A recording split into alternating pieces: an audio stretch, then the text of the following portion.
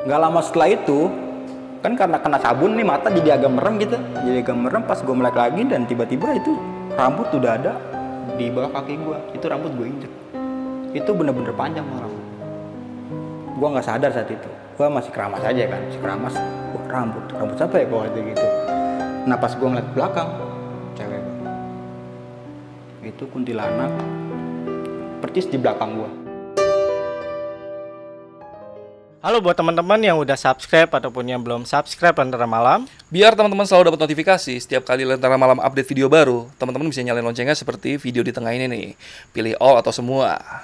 Jadi jangan lupa nyalain lonceng ya. Halo semuanya, kembali lagi di Lentera Malam bareng gue Jamal. Dan di segmen Saksi Misteri kali ini, gue dan tim Lentera Malam ini lagi berkunjung ke basecampnya Besok Pagi Channel. Dan di samping gue udah ada salah satu host dari Besok Pagi Channel juga nih. Namanya Bang Mange. Kita langsung sapa aja Bang Mange. Bang, apa kabar Bang? Alhamdulillah baik Bang. Oke. Thank you udah diizinin berkunjung ke basecampnya. Seharusnya gue yang berterima kasih Bang, karena lu udah mau nyapa gue di sini. Oke, siap. Nah, sebelum masuk ke cerita nih Bang, boleh promoin sedikit channel lu Bang? Jadi buat teman-teman semua yang suka dengan cerita pendakian horor ya, bisa langsung ngelokit aja ke YouTube Besok Pagi. Nanti linknya lu taruh di bawah ya Bang. Udah pasti, linknya gue taruh di deskripsi. Dan kalau sosial media lu ada juga? Ada Bang. Di mana? Bang_Mange. E-nya ada 3. E-nya ada 3 ya? E-nya ada 3. Ya udah, nanti linknya juga gue taruh di deskripsi. Dan buat teman-teman nih yang khususnya di sekitar wilayah Bintaro ya, dan mau jadi narasumbernya di Besok Pagi Channel, itu bisa langsung aja DM ke IG-nya Besok Pagi Channel ataupun DM ke IG-nya Bang Mange. Oke. Nanti linknya yang tadi gue bilang gue taruh di deskripsi. Yaudah, kita langsung masuk aja ke kisi-kisi ceritanya.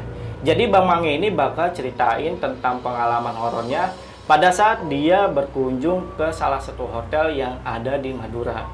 Bang Mange, boleh kasih sedikit kisi-kisinya juga?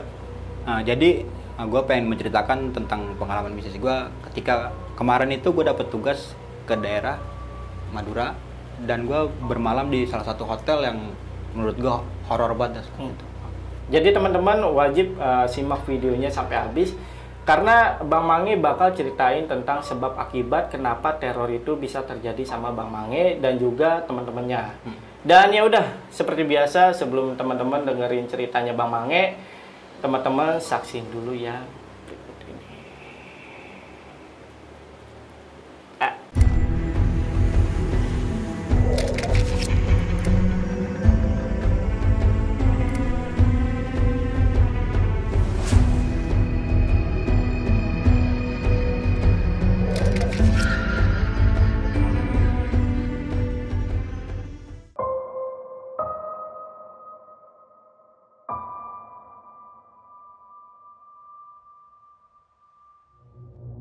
Halo, Assalamualaikum warahmatullahi wabarakatuh. Perkenalkan gue Bang Mange dari kru Besok Pagi. Nah, sebelumnya gue terima kasih banyak buat tim Lentera Malam nih ya, yang udah bersedia atau berkunjung ke basecamp Besok Pagi di malam ini gitu. Oke.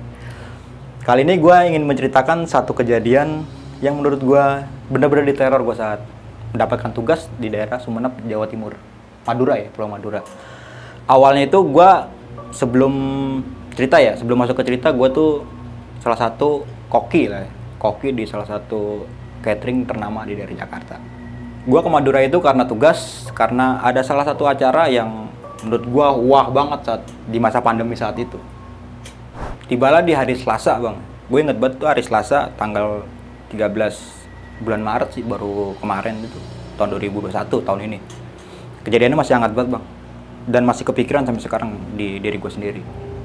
Itu Selasa, gue habis setelah badai juhur ya, gue berangkat dengan tim kurang lebih 78 orang. Satu bis penuh di charter untuk karyawan gue itu. Berangkatlah gue dari Jakarta ke Pulau Madura.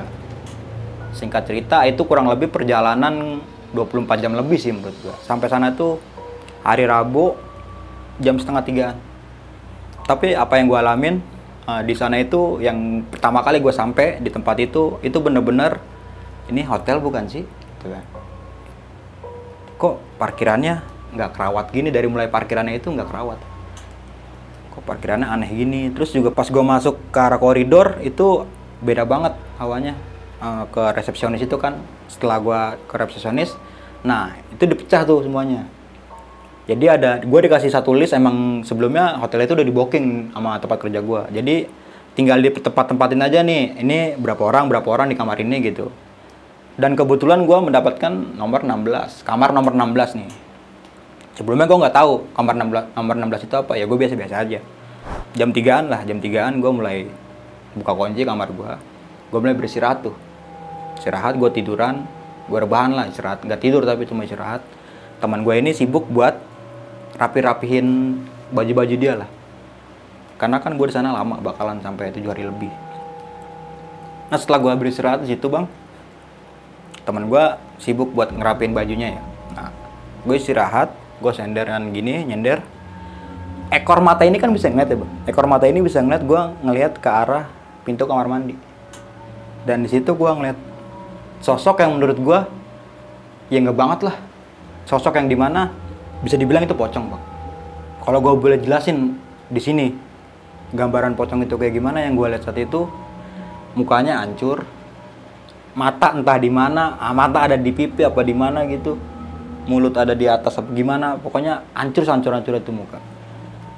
Gue kaget, langsung gue bangun gini, gue tegesin, gak ada. Mungkin itu halusinasi gue ya, atau mungkin saat gue kecapean dan gue berhalusinasi.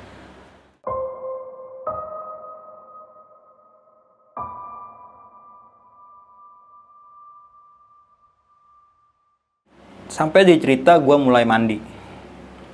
Karena sore gue gerah, mandi lah tuh. Gue masuk kamar mandi. Ini bang, aneh bang. Di dalam kamar mandi itu nggak ada aliran listrik ya atau stop kontak. Tapi yang gue rasain saat gue megang tembok kamar mandi itu nyetrum bang. Nyetrumnya nggak gitu, kencang nyetrumnya. Sampai kaget gitu. Gue penasaran lagi. Airnya nih, gue ngambil gayung, gue ngambil air. Nyetrum juga airnya. Setelah itu gue tahu itu nyetrum, akhirnya gue mencoba bilang ke resepsionis, Mbak ada masalah nih di kamar nomor 16 kayak gitu. Emang kenapa mas? Kamar mandinya bermasalah saat itu. Ya udah akhirnya datang tuh teknisinya datang. Ini nggak ada apa-apa kok mas, kayak gitu. Nggak ada apa-apa gimana pak? Coba lihat dulu kayak gitu kan. Ya udah. Ternyata pas dites pakai tes pen itu, tembok yang gue pegang tadi nyetrum itu ternyata nyala, mengandung aliran listrik. Kenapa gue bisa menyimpulkan itu nyala? Karena gue ngeliat di tes pen. Kalau tes pen itu kan kalau ngeliat aliran listrik dia lampunya nyala. Nyala. Akhirnya, udahlah nggak beres nih. Lagian juga AC-nya nggak nyala kan saat itu. Pak, mohon maaf ada extra bed nggak sini? Oh ada mas, kayak gitu. Oh ya udah ya. Akhirnya gue mencoba buat extra bed itu ya 2 orang. Buat gue sama Anjar. Karena di satu kamar itu 2 orang. Jadi gue sama Anjar kan berdua. Akhirnya gue minta extra bed itu 2. Dan gue pindah ke kamar nomor 10. Emang kamar nomor 10 itu agak lumayan gede, jadi bisa muat buat 4 orang lah gitu. Dan di kamar nomor 10 itu rentetan nomor 16, jadi dia berurutan 1, 2, 3, 4, 5, 9, dan dari 9 ke 16 itunya ke arah sana. Terstruktur lah gitu. Setelah gue pindah ke kamar nomor 10 bang, nah malam hari dah tuh. Dimana saat itu alat-alat perlengkapan perang gue ya, ataupun gue biasanya nyebutnya alat perang karena gue orang dapur ya. Peralatan itu belum ada datang. Jadi gue memakai dapur hotel itu buat nyeduh kopi. Nah, gue jalan agak jauh, dia agak masuk koridor gitu, itu benar-benar serem koridornya. Tapi di koridor itu kiri kanan itu kamar nomor 21, 22 ada berurutan dah segitu. Sampailah tiba gue agak turun ke bawah dan ke dapurnya. Setelah gue nyampe dapur itu bang, yang gue rasain, anjir kok gini banget ya, adem banget, ademnya sampai bulu gue itu agak bangun, itu bulu kuduk ya namanya gitu, berinding lah gue di dapur dia saat itu. Jadi kalau boleh gue gambarin dapur hotel itu ya nggak banget lah bang buat sekelas hotel ya, nggak pas lah gitu. Singkat cerita gue nyeduh kopi nih bang nih, gue mau ambil air, gue nyeduh kopi, gue nyalain tuh gasnya. Sambil gue nungguin kan, gue sambil ngerokok kan, ngerokoknya kayak gini bang. Sambil cingak-cingak gue soal sini. Itu nggak sengaja gue ngelihat bayangan yang ada di exhaust lah ya, exhaust atau penyedot udara, suhu udara itu. Kayak ada yang ngintip, kayak ada yang ngeliat gue. Ya udah gue masa bodohin aja saat itu, gue berpikir positif aja. Setelah gue bikin kopi, gue balik ke kamar nomor 10. Nah, Nggak lama setelah gue ngopi bareng teman-teman gue di saat itu, kedengeran suara minta tolong. Minta tolong, yang gue tahu itu suara senior gue lah, Bang Haji. Nah, buru-buru gue keluar, Bang. Buru-buru gue keluar kamar, gue nyamperin di mana nih suara ini nih. Ternyata ada di nomor kamar 16. Nah, setelah gue buka pintunya, gue masuk ke dalam, ternyata Bang Haji itu udah jatuh, Bang. Udah jatuh dalam artian setengah badan berdiri lah. Setengah badan, yang kakinya itu ke arah atas. Ada yang narik gitu, dia gantung gitulah. Ya gue cepet-cepet gue tolongin, kenapa Bang? Gue jatuh, artinya begitu. Ya udah akhirnya gue tarik lah Bang Haji itu buat ke kamar. Dan Bang Haji ini di kamar nomor 9 bareng senior gue, Bang Heri. Nah setelah udah tiba di kamar gue buat ngopi kan nih, emang kenapa Bang? Gue tanya, kenapa Bang? Tadi kan gue lagi mau ke dapur, mau nyedot air. Nah ada yang ngetok-ngetok pintu nih dari nomor 16 itu dari dalam. Gue penasaran, gue buka tuh pintu. Pas gue buka pintu, tiba-tiba gue ada yang dorong dari belakang. Gue jatuh, setelah gue jatuh, gue ada yang narik. Jadi sosoknya itu yang narik Bang Haji itu, yang menurut Bang Haji cerita ya, dia tuh orang biasa, cuma agak tinggi lah perawakannya. Dia pakai jubah dan bawa tongkat. Ngeri juga ya Bang, kayak gitu. Gue kira lu ngapa lagi ke sono, kan bercanda-bercanda gitu kan. Nah balik kan nih Bang Haji, keluar kamar gua ke kamar nomor 10 buat kembali ke kamarnya. Dia tuh di kamar nomor 9 sama Bang Heri ini. Nah, Bang Heri ini kebetulan bisa Bang orangnya. Bisa dalam artian kalau untuk hal kayak gitu dia ngerti lah. Bang Haji ini cerita sama Bang Heri. Tadi gua kayak gini-gini Her, gini. Heri itu langsung udah kepikiran nih, wah, gak beres nih. Nah, gak lama setelah itu terdengar teriakan minta tolong di arah kamar nomor 25. Tolong gitu kan. Ternyata ada anak bangket yang kesurupan.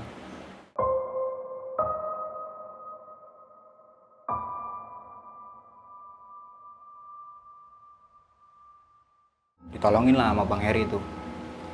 Tolongin dengan ilmu yang dia bisa, ya ditolongin lah tuh yang teman gue yang kesurupan itu. Pas kesurupan itu, kalian harus sopan, jaga diri. Gue inget banget Bang dia. Orang yang kesurupannya itu kayak gitu. Nggak cerita, ya udah diselesain lah tuh kayak gitu kan. Udah keluar tuh makhluknya. Gue kembali ke kamar masing-masing. Dan di situ gue dipanggil sama Bang Heri. Dil katanya, sini katanya, kamar gue. Gue kamarnya tuh ramai tuh, banyak anak-anak pada. Di situ Bang Heri itu mulai kesel lah. Kesel dalam artian gue kesini udah sopan loh, tapi jamuan lu kok kayak gini gitu. Jamuan dalam artian ya makhluk-makhluk sekitar lah gitu kan. Gue udah sopan, tapi lu kayak gini ya udah. Lu buat gue kesel ya. Dikerjain lah tuh sama Bang Heri itu. Dimana malam itu Bang Heri itu memasukkan semua makhluk gaib yang ada di sekitar hotel itu, dimasukin ke dalam botol yang dia punya. Dan yang gua ngeliat botol itu dari awalnya botol lurus itu tiba-tiba bengkok sendiri, dan di dalam botol itu kayak embun lah, kayak berembun gitu. Nah nih gua udah masukin semua. Lu udah buat gua kesel sih, kata Bang Heri gitu. Malam itu biasa-biasa aja, gua ngopi-ngopi bareng atau sama teman-teman gua pada. Nah pagi hari nih Bang, pagi hari itu nggak ada masalah apa-apa, nggak ada kendala apa-apa. Sampai tiba semua perlengkapan perang gua yang tadi gue bilang itu datang lah tuh. Gue nurunin dulu kan barang saat itu, nurunin. Nah, itu nggak ada apa-apa.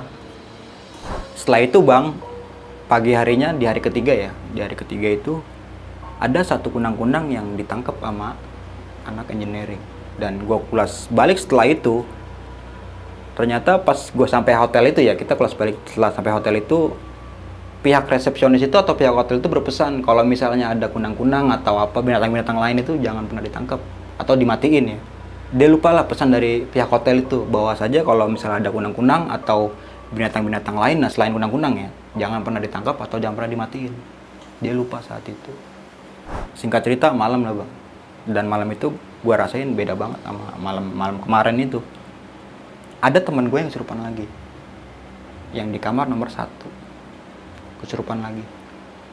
Ya langsung tim gue langsung pada berbondong-bondong dong ke sana buat nyamperin. Ini ada apa sih, berisik banget gitu. Dan ternyata pas dilihat di kamar itu, di kamar nomor 1 itu, ternyata ada yang kesurupan. Anak engineering yang pagi hari tadi ngebunuh kunang-kunang itu.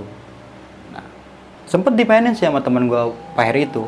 Kesurupannya lucu. Gue mau kopi gitu kan dia kesurupan itu. Gue mau kopi, gue mau rokok katanya. Kata Bang Heri nih teman gue ini, lo mau kopi, gue aja belum ngopi katanya.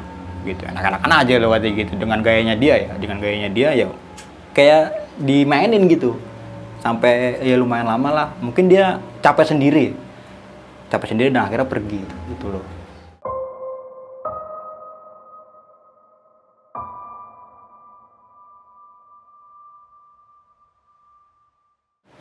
Nah, dikulas balik nih setelah itu, lo emang awalnya kenapa?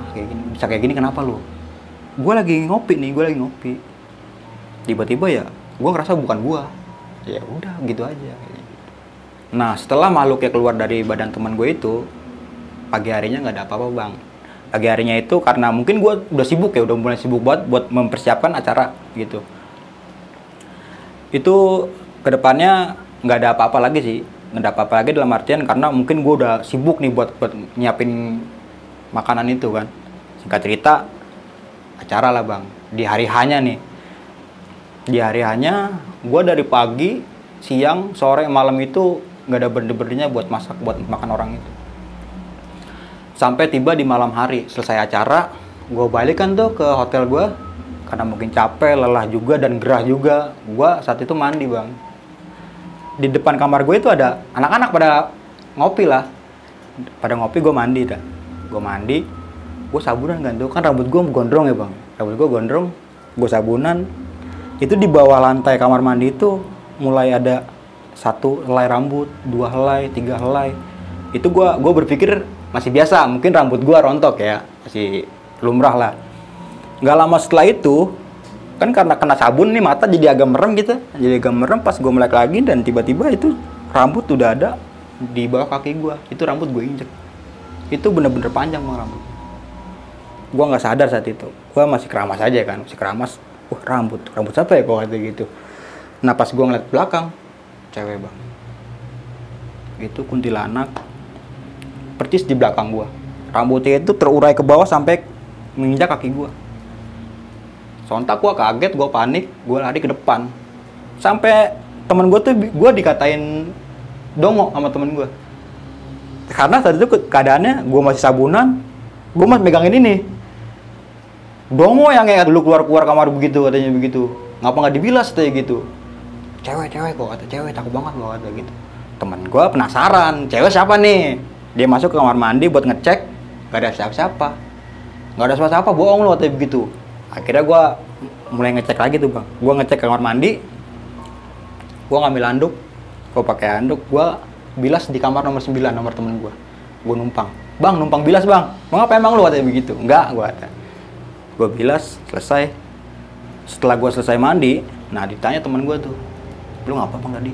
Gue ngeliat cewek. Gue ngeliat cewek cakep banget. Cewek dari mana? Gak tahu gue ada gitu. Orang pas gue lagi mandi rambutnya gue injek-injek kok ada gitu, gue nggak tahu. Nah ternyata di malam itu kejadiannya ada di tempat teman gue juga. Teman gue itu cerita kalau malam itu pas dia lagi tidur ada anak kecil yang ngetok-ngetok pintu.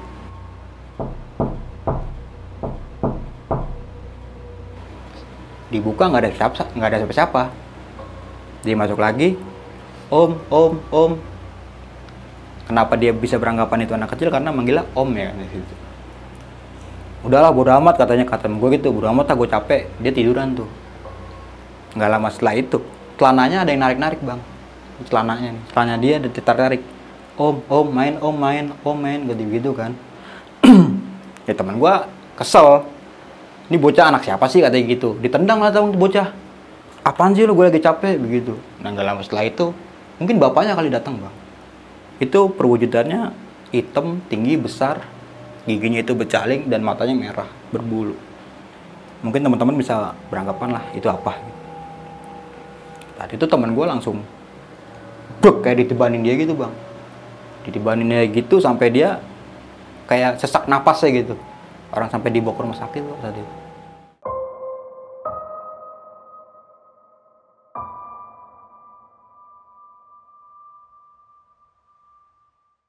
Pas dicek di rumah sakit, dia nggak kenapa-napa. Pas pulang ya baik-baik aja. Kenapa gue bisa tahu dia kayak gitu? Karena pas setelah kejadian itu dia bercerita. Kalau di malam pas acara itu, gue diteror. Ini. Dan gue pun sama saat itu. Nah, di saat gue mulai lagi pada ngeriung dengan teman-teman gue itu, Bang Heri datang. Lu mau tahu nggak kenapa lu jadi kayak gini? Nih penyebabnya. Terus taruhlah botol itu. Oh iya, ini yang waktu malam pertama nih, gue inget nih. Waktu malam pertama kita datang ke sini emang dipasukin semua. Mungkin temannya pada nggak suka kali. Itu. Akhirnya dibuka lah tuh Bang botol. Terus pas dibuka botolnya, itu langsung kayak ada gas. Hawa-hawa gas. Langsung begitu. Keluar begitu. Nah, setelah kejadian malam itu, alhamdulillah nih lega nih. Mungkin terornya cukup lah sampai sini karena makhluk itu udah dilepas-lepasin lah tuh. Tapi nggak sampai di situ Bang. Pas pagi harinya itu gue ke salah satu swalayan di daerah sana ya, swalayan yang jual kopi gitu. Karena di daerah Madura itu, terutama di daerah Sumenepnya, itu jarang orang yang jual kopi kapal api. Kebanyakan itu jual kopi robusta gitu, udah kopi versi dia lah. Dan gue nggak masuk kopi itu. Sengaja gue buat supaya nenangin lah teman-teman gue pada nggak ini gitu, nggak panik apa gimana. Nah di situ gue beli kopi banyak, lumayan banyak, kira-kira 4 renceng dan makan makanan ringan lah, cemil-cemilan gitu. Setelah gue kembali dari swalayan itu, karena di depan kamar gue itu yang nomor 10 ada meja Bang, jadi gue rentetin lah kayak jualan lah gitu Bang, kayak jualan gue rentetin, jadi makan makanan ringannya, pop mie gue taruh-taruh tuh. Semuanya pada respect, temen-temen gue bagus, wah keren lu nge, katanya begitu. Ya udah kalau mau ngopi aja nyeduh sendiri kan, gue bilang gitu ya. Sampai di mana cerita itu udah mulai jam-jam 12-an, jam 12 jam 1-an malam, itu udah mulai sepi, udah pada mulai beristirahat temen gue. Gue masih ada di depan kamar nomor 10. Di depan kamar gue itu ada bangku juga 2. Gue sama Anjar berdua tuh sambil main game Bang, Nggak lama setelah itu gue denger suara beli cewek Bang. Gue pikir itu teman gue ya, teman gue juga ada cewek juga kan. Gue pikir dia bercanda, apaan sih nggak jelas lu, gue ada gitu. Gue sambil main sampai dia ngomong beli kopi dong 1. Nah di situ baru gue sadar, ini bukan suara dia nih, bukan suara teman gue. Gue nengok, astagfirullahaladzim. Itu kalau bisa gue gambarin, cewek Bang, rambutnya panjang, teruntai ke bawah, dan mukanya itu ketutupan rambut gitu. Gue sama temen gue langsung panik, langsung kamar gitu. Langsung gue masuk ke kamar. Di dalam kamar itu gue berpikir sama temen gue, bang itu apaan Bang? Itu apaan Bang? Tahu deh gue. Cukup lah sampai di sini, gue bilang, teror gue. Udah jangan gangguin gue lagi, gue kata. Kan temen lu gue udah pada lepasin semua, gue ada gitu kan. Singkat cerita malam itu gue nggak cerita sama siapa-siapa ya, karena gue berdua sama teman gue ini emang bener-bener ngeliat perempuan itu. Gue keep aja lah udah. Nanti mungkin ceritanya gue setelah gue di Jakarta ya. Nah pagi hari nih Bang, pas banget di hari ke-7, yang berarti kan gue harus pulang nih, gue harus kembali ke Jakarta. Setelah gue berpamitan sama pihak hotel dengan segala macem, arah jalan itu ke arah Jakarta, setelah gue inget banget setelah melewati jembatan Suramadu, nggak jauh dari situ, itu supir gue itu ditarik tangannya ke arah buat ngebuang ke kanan gitu supirnya. Akhirnya mobil gue itu nyaris kecelakaan gue. Akhirnya mobil gue ngebuang ke kanan gitu dan pengen masuk jurang. Kok masih digangguin aja dalam hati gue ya gitu ya. Mungkin dia nggak capek sih, tadi itu kan istirahat cukup kalau supir. Dan alhamdulillahnya setelah kejadian yang ngebuang setir itu semuanya nggak ada apa-apa, cuma benjol-benjol kan dalam. Nah tibalah gue di Jakarta, akhirnya gue pulas balik semua tuh Bang. Gue ngobrol sama teman gue, ini kayaknya ada yang aneh ya Bang di tempat kita kemarin, kita bener-bener diteror nih Bang, gue kata. Iya, gue juga ngerasain. Coba dah searching kamar nomor 16 hotel ini daerah Sumenep Jawa Timur. Gue searching Bang, ketemu nih, gue kata ketemu. Dan gue lihat ternyata itu beritanya di tahun 2016 itu ada pembunuhan di kamar itu. Gue berkesimpulan bahwa saja gue diteror di sana, mungkin oleh sosok yang dibunuh di kamar nomor 16 tersebut, Bang. Dan akhirnya gue sampai Jakarta itu dengan ya alhamdulillah selamat semua gitu. Mungkin gitu aja, Bang, ceritanya. Kurang lebihnya mohon maaf. Assalamualaikum warahmatullahi wabarakatuh. Halo buat teman-teman yang udah subscribe ataupun yang belum subscribe Lentera Malam. Biar teman-teman selalu dapat notifikasi setiap kali Lentera Malam update video baru, teman-teman bisa nyalain loncengnya seperti video di tengah ini nih.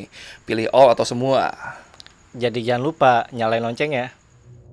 Oke, itu tadi cerita dari Bang Mange, dan sekarang kita masuk ke sesi tanya jawab nih, Bang. Oke. Nah, gue penasaran nih, Bang, sama berita yang lo searching ya setelah sampai Jakarta. Iya. Itu berita detailnya itu gimana sih, Bang? Itu dibunuh kenapa atau ada sebab yang lain kah? Nah, tadi mohon maaf ya kalau misalnya gue salah ya.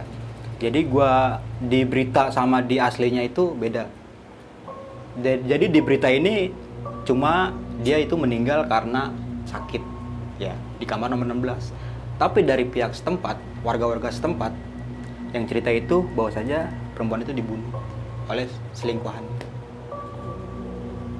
Itu yang gue tahu dari orang-orang sekitar hotel itu ya.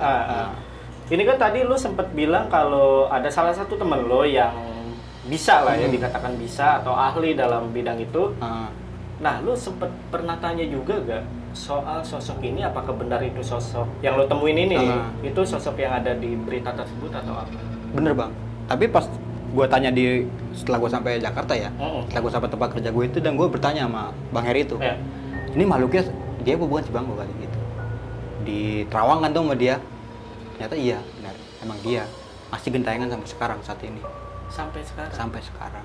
Di hotel itu ya? Di hotel itu. Makanya pas gue dateng itu hotel itu nomor 16-nya ya, itu kayak nggak kerawat banget, Bang. Kayak nggak kerawat. Kayak udah digitin aja lah, kayak ya kalau mau ya udah, kalau nggak mau ya udah begitu. Iya. Nah. Dan lu untungnya begitu di hari pertama itu lu langsung pindah ya? Langsung pindah gue, Bang. Kamar nomor 10. Iya. Okay. Nah, tadi lu sempet bilang kan lu searchingnya di Jakarta. Iya, Bang. Dan lu dapet cerita juga dari warga setempat lah ya? Warga di sekitaran hotel tersebut. Nah itu lu tahu dari mana? Karena gue kenal, Bang, sama orang sana, Bang. Oke. Dan karena gue penasaran nih, dia meninggalnya nggak mungkin karena sakit. Gue japri nih, gue tanya terus, dan akhirnya dia itu meninggal karena dibunuh. Jadi gue bisa tahu, gue bisa menyimpulkan kalau dia itu dibunuh dari teman gue itu cerita. Warga sekitar hotel itu. Oke. Itu udah jawabannya udah hampir pasti ya. Tapi itu masih mungkin ya, kan kita belum tahu ya. Benar. Nah, ini gue penasaran nih sama pada saat teror lu saat lu mandi ya. Nah, lu kan sempet bilang kalau ke teman-teman lu kalau ada cewek cantik nih, yang lu lihat itu cantik. Nah, cantik, itu sebenarnya lu pengen ngerjain temen lu atau memang sosoknya itu cantik? Gue pengen ngerjain temen gue aja, Bang. Tapi yang realnya bener gue lihat mukanya itu hancur. Ya nggak banget lah. Pokoknya ya berlawanan dengan kata cakep lah. Hancur, jelek. Oh, di situ ibaratnya lu cuma pengen ngerjain temen gua. Ada cewek cakep ya? Gitu. Kan kalau temen gua kan kalau sama cewek udah beringas lah gitu loh. Oh iya. Makanya dia langsung nyamperin tadi itu. Dia nggak tahu kalau cewek makhluk gaib atau cewek asli. Pokoknya intinya cewek aja lah gitu. Temen lu juga bodoh juga ya. Karena nggak mungkin ada cewek yang tiba-tiba nongol di kamar mandi. Bener, Bang, bener. Lagi pulang lihat barang lu, siapa mau juga. Makanya. Ya. Cewek yang lihat barang. Iya sih, itu lucu-lucu tapi serem sih. Lucu-lucu tapi serem. Iya. Ya lucunya ya gue keluar kamar mandi itu gue nggak pakai apa-apa, cuma gue nutupin gini aja. Lucunya itu. Seremnya ya yang gue lihat itu beda sama kata cakep gitu. Nah, ini setahu lo ya, ini kan dari teror tersebut ada gak yang lihat juga sosoknya itu sama yang kayak lo lihat teman-teman lo? Ada. Siapa? Temen gue namanya ini Pitoy. Farhan bisa dipanggil Pitoy. Jadi ini semua setelah di kelas balik ya, Bang, setelah gue di Jakarta dan gue searching, kan ada tuh mayatnya, mukanya kayak gimana kelihatan, korban-korbannya. Dan dia berkesimpulan gue ngeliat ini di kamar nomor 16. Dia baru cerita setelah gue udah di Jakarta. Oh, ditambah statement dia ya? Iya. Statement temen lo juga ya? Benar. Karena kan saat itu kan kita browsing bareng-bareng nih. Dan ngeliat nih ternyata orangnya kayak gini. Ini sama yang gue lihat di kamar nomor 16. Jadi berarti kesimpulannya memang menurut gua itu arwah yang neror lu dan teman-teman lo itu juga arwah dari sosok di kamar nomor 16 itu juga ya? Oke, sebelum gua tutup videonya, Bang Mange sekali lagi promoin channel. Oke, bagi teman-teman semua yang suka atau senang dengan cerita horor ya, terutama di dalam pendakian ya Bang ya, bisa langsung mampir aja ke YouTube gua, Besok Pagi channel Bang. Nah, nanti linknya lu taruh di bawah sini ya. Udah pasti, linknya gue taruh di deskripsi. Nanti teman-teman mampir aja ke channelnya Besok Pagi. Dan buat teman-teman yang pengen jadi narasumber di Besok Pagi channel juga, khususnya di wilayah Bintaro dan sekitarnya ya, Iya, itu bisa ya? Bisa. Itu langsung aja DM ke IG-nya Besok Pagi channel atau DM ke IG-nya Bang Mange. Linknya gue taruh di deskripsi juga. Yaudah, mungkin untuk video kali ini cukup. Gua Jamal, Mange, Lentera Malam pamit. Bye.